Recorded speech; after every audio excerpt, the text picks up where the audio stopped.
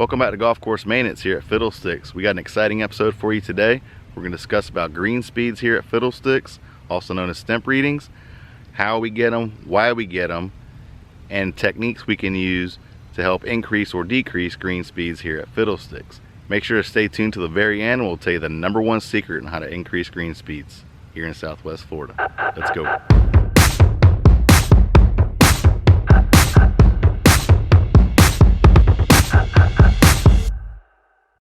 So to measure green speeds, we need a few things. We need one, a stemp meter, then we need some golf balls, and finally a tape measure. That's how we measure the distance of the ball roll, and that determines our green speed. We'll explain later.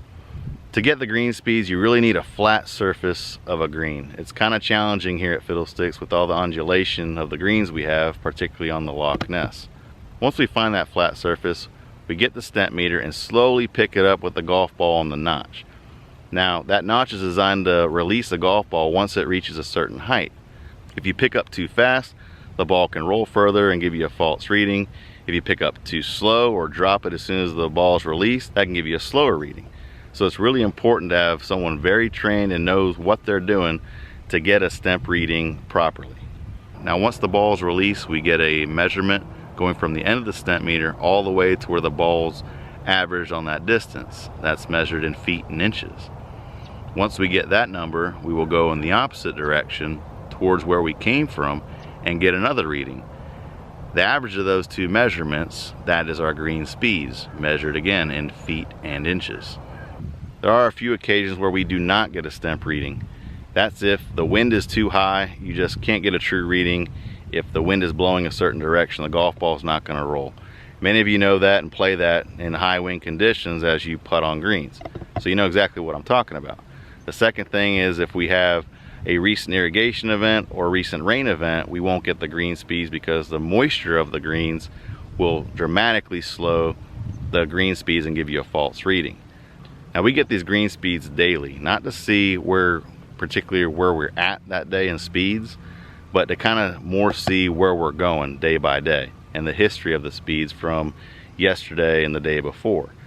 Let's talk about some of those techniques that we can do at golf course maintenance to help increase those green speeds. Now, we won't go into full detail because that would be a very long video, but let's show you some of the ideas in no particular order on how we can increase green speeds here at Fiddlesticks. Bed knife grinding, front face, top face. Plant growth regulator, such as products like Primo we use. What's the rate? What's the frequency?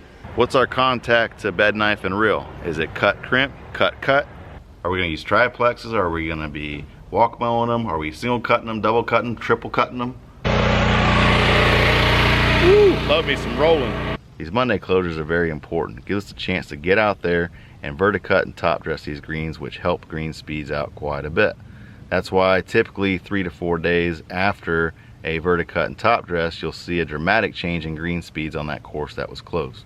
What kind of roller configurations are we using? Are we using Wiley rollers, solid rollers, double Wiley rollers? What about granular and foliar nitrogen? How much are we putting out? Too much? Too little?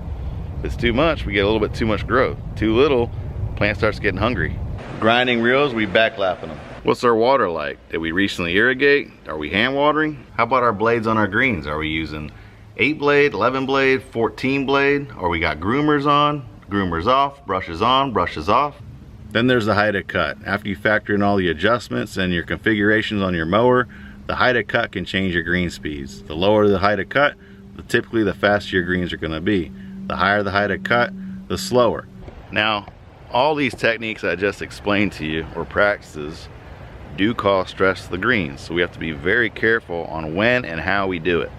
There's one factor in there we have not discussed yet, and it's the #1 reason on how you can increase green speeds dramatically. The weather. Yes, cooler weather increases green speeds. It slows the grass down, and the less growth we get from these greens, the faster the playing surface is. That's why that is the #1 way how to increase your green speeds here in Southwest Florida. Thank you all so much for watching, and as always, don't forget to subscribe. We'll see you next time. Take care. Bye.